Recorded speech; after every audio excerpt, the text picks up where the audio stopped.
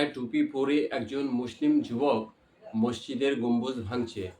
এটা দেখে অন্তত আমার মতো অনেক মুসলিম তার গর্বে বুক ভরে যাচ্ছে যে একজন মাথায় টুপি পরা সাচ্চা মুসলিম মহারাষ্ট্রে মেহবুবে সুবহানি মসজিদের গম্বুজ ভাঙছে। এটা দেখে আমরা অন্তত মুসলিম সম্প্রদায়ের মানুষরা গর্ববোধ করছি।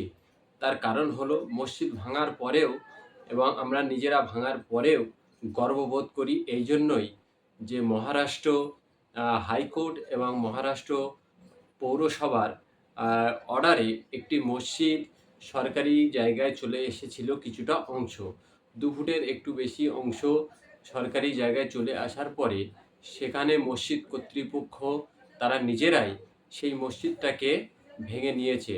অর্থাৎ এটা দেখে গর্ববোধ করা হয় ইসলাম ধর্মের যে রীতি এবং নীতি আছে সেটা হলো মসজিদ হবে নির্দিষ্ট একটি ব্যক্তি বা মুসলিম সম্প্রদায়ের নিজস্ব জায়গার উপরে, কখনোই কোনো জোর করে জায়গা সরকারি জায়গার উপরে নামাজ হতে পারে না, অন্তত মসজিদ হয়ে সেই মসজিদে নামাজ হতে পারে না। এটাই হলো ইসলাম ধর্মের নীতি এবং রীতি।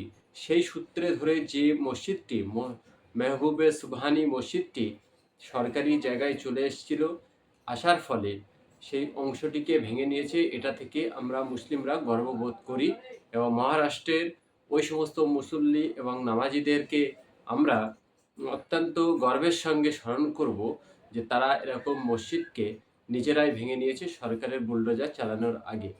এখন এই মসজিদ ভাঙার পরে দেশের বিশিষ্ট বিশিষ্ট কিছু সাংবাদিক এবং কিছু দিকপাল মানুষ তারা কয়েকটি প্রশ্ন তোলা শুরু করেছে। প্রশ্নটি হলো যে একটি মসজিদ 2 ফুট সরকারি জায়গার উপরে চলে এসেছিল এবং তার হাইট কিছুটা বেশি হয়ে গেছিল, তার জন্য যদি মসজিদটিকে ভেঙে নেওয়া হয় তাহলে সারা ভারতবর্ষ জুড়ে লক্ষ লক্ষ ধর্মীয় স্থান ব্যাঙের ছাতার মতো এখানে সেখানে গজিয়ে উঠছে।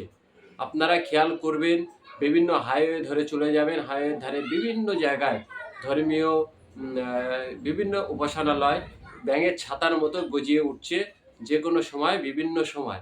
অর্থাৎ কোনো জায়গায় একটি খেজুর গাছ হলে সেখানেও একটি ধর্মীয় উপাসনালয় তৈরি হচ্ছে, কোথাও একটি বট গাছ হলে সেখানেও ধর্মীয় উপাসনালয় তৈরি হচ্ছে, কোথাও একটি ঝোপ জঙ্গল হলে সেখানেও একটি ধর্মীয় উপাসনালয় তৈরি হয়ে যাচ্ছে, কোথাও একটা পুরনো দিনের বাড়ি পড়ে থাকলে তার পাশেই একটি উপাসনালয় তৈরি হয়ে যাচ্ছে।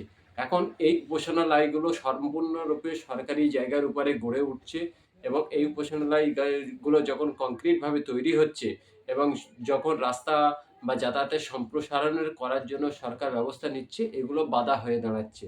এখন এটার ব্যবস্থা কে নেবে? যে মসজিদটা 2 ফুট চলে আসার জন্য সরকার নোটিশ দেয়, অথচ তার সেই রাস্তার 2 ধারে অসংখ্য ইললিগাল বিল্ডিং হয়েছে, সেগুলোর কোনো নোটিশ সরকার দেয়নি। অন্তত মহারাষ্ট্র হাইকোর্ট, মহারাষ্ট্র পৌরসভায় যে নোটিশ সেটা থেকেই পরিষ্কার হয়ে যাচ্ছে। তারপরে মসজিদ কর্তৃপক্ষ গর্বের সঙ্গে তাদের মসজিদকে ভেঙে নিয়েছে। এটা যেমন আমাদের গর্ব, তখন তেমনই আমাদের আরও কিছু সাদা মনের কালো প্রশ্ন থেকে যায় যে রাস্তার ধারে হাজার হাজার ধর্মীয় উপাসনালয় গজিয়ে উঠছে। এই ধর্মীয় উপাসনালয়গুলো সম্পূর্ণরূপে বেআইনি সরকারি জায়গার উপরে গজিয়ে ওঠার পরে সরকার কি ব্যবস্থা নিয়েছে, কেন্দ্রীয় সরকার কি ব্যবস্থা নিয়েছে, এর দায় এবং দায়িত্ব কাদের ঘাড়ে চাপবে? এবং এই প্রশ্নের উত্তর যেদিন আসবে সেদিন নিশ্চয়ই মনে হয় কোনো সরকারি রাস্তা সম্প্রসারণ করতে আর সমস্যা হবে না।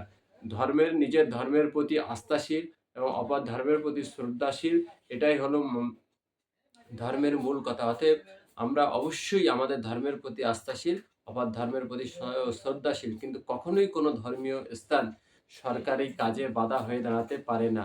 এটাই আজকের আমরা গর্ব করে বলতে পারি মহারাষ্ট্রের ওই সমস্ত মুসল্লিদের যারা নিজেদের মসজিদ নিজেরাই ভেঙে ভারতবর্ষের মধ্যে একটি দৃষ্টান্ত স্থাপন করেছে। দর্শক, অবশ্যই আপনারা আপনাদের মতামত কমেন্ট বক্সে জানাবেন।